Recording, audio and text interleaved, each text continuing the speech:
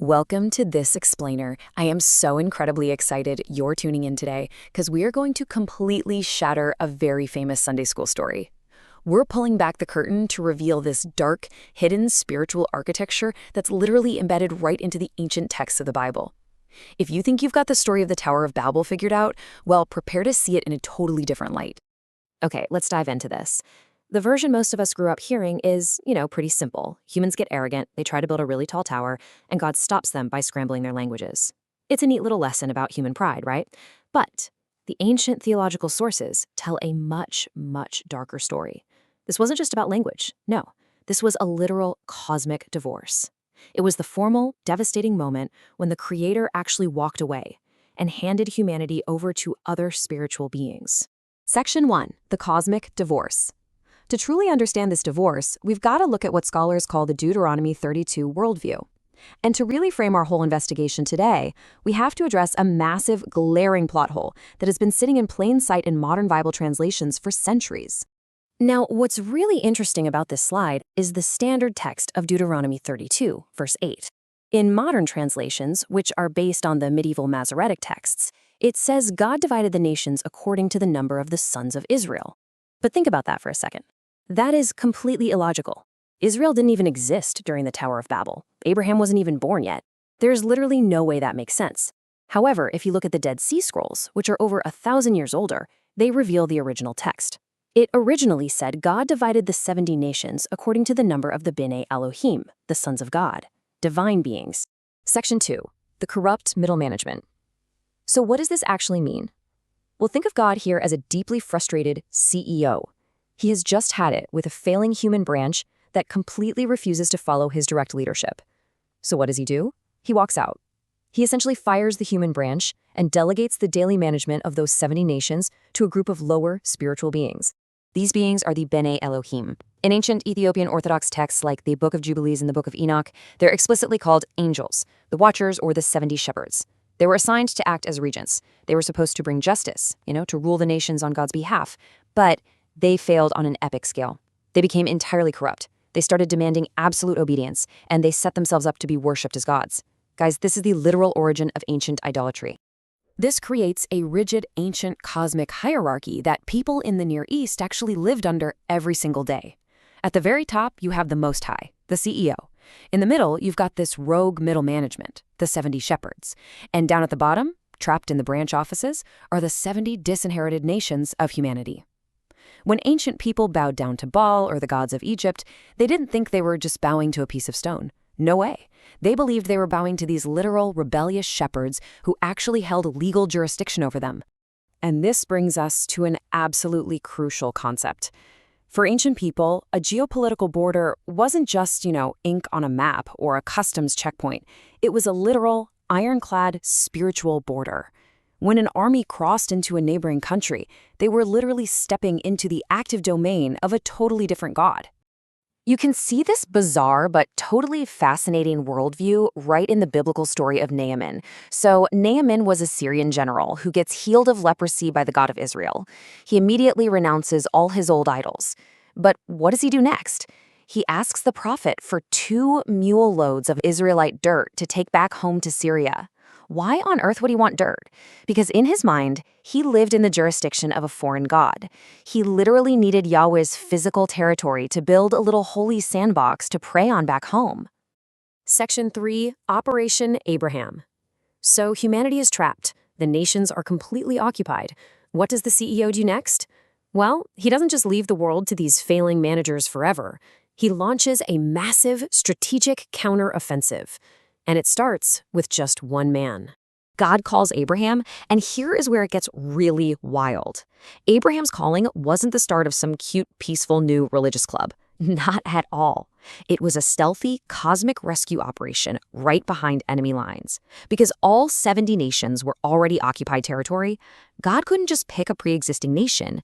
He had to pull Abraham out of Babylon, which was the very stronghold of the rebellion, to create a brand new, unoccupied faction entirely from scratch.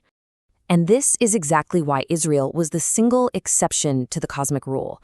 They weren't just a natural evolution of some pre-existing tribe. They were created supernaturally from a barren woman, Sarah. This was a strict theological necessity. Israel had to be created out of nothing to serve as the Most High's direct headquarters on earth, his bridgehead. While the 70 nations groaned under those corrupt angels, Israel was the one and only nation directly under the Creator's rule. Section 4. The Heavenly Verdict. As this counter-invasion kicks off, what happens to those corrupt middle managers?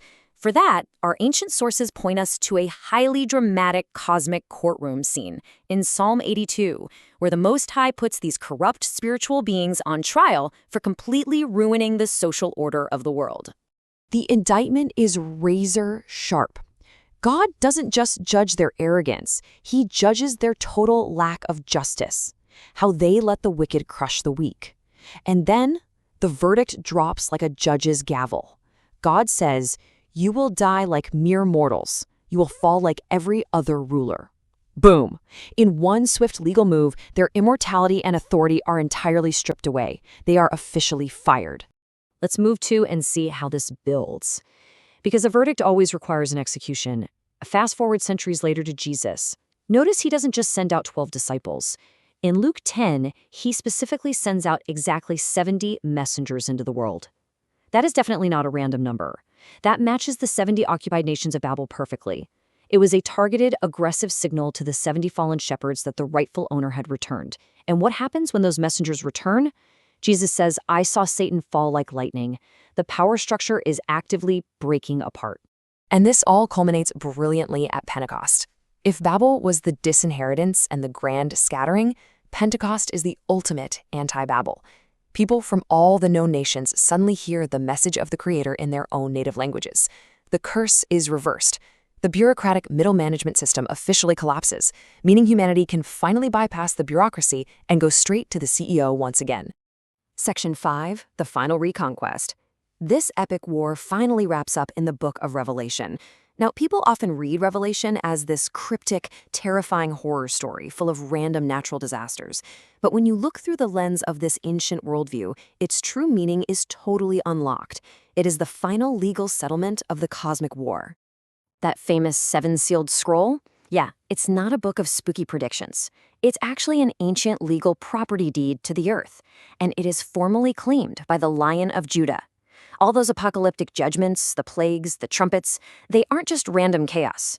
Just like the 10 plagues of Egypt were targeted attacks on specific Egyptian gods, these are targeted, devastating blows against the territorial powers that refuse to let go of their stolen property. And the climax is absolutely beautiful. The dragon gets thrown out, Babylon, which represents the original theological rebellion of Genesis 11, finally falls, the sea, representing cosmic chaos, completely vanishes, and the gates of the New Jerusalem are thrown wide open, allowing all 70 nations to walk freely back into the direct presence of the Creator, healed by the leaves of the Tree of Life. The divorce is officially canceled. Section 6, Freedom from the Powers. Now let's bring this epic, ancient theology into the present. What does this cosmic narrative actually mean for you today? Because look, this isn't just an ancient history lesson. It has a profound, deeply liberating pastoral application for us right now. So the crucial point is this grand strategy. From the devastating disinheritance at Babel, to the stealth infiltration of Abraham, to the curse-breaking reversal of Pentecost, and finally to reclaiming the property deed in Revelation. The Creator executed a flawless corporate takeover to win humanity back. History is not a series of chaotic accidents. It is a rescue mission. Which means one incredibly important thing. You are free. If you step into this restored reality, you have been transferred back to the direct rule of the Creator. You do not have to bow down to any invisible middle management. You don't need a mediator other than the one who reclaimed the deed. No dark, unseen power has the legal right to dominate, oppress, or dictate your life anymore. Their authority is literally null and void. But I want to leave you with a haunting, provocative thought to consider as we wrap up. The ancient gods might be legally fired, but they haven't entirely vanished from the stage. If they're no longer worshipped as stone statues, how do these unemployed managers still haunt us today? Do they reside in the extreme political polarization that violently divides us? Or maybe in the ruthless, empty systems of modern consumerism? What invisible forces are you letting dictate your life, even though their contract was torn up centuries ago? It's definitely something to think about. Thank you so much for joining me for this explainer, and remember to keep questioning what you think you know.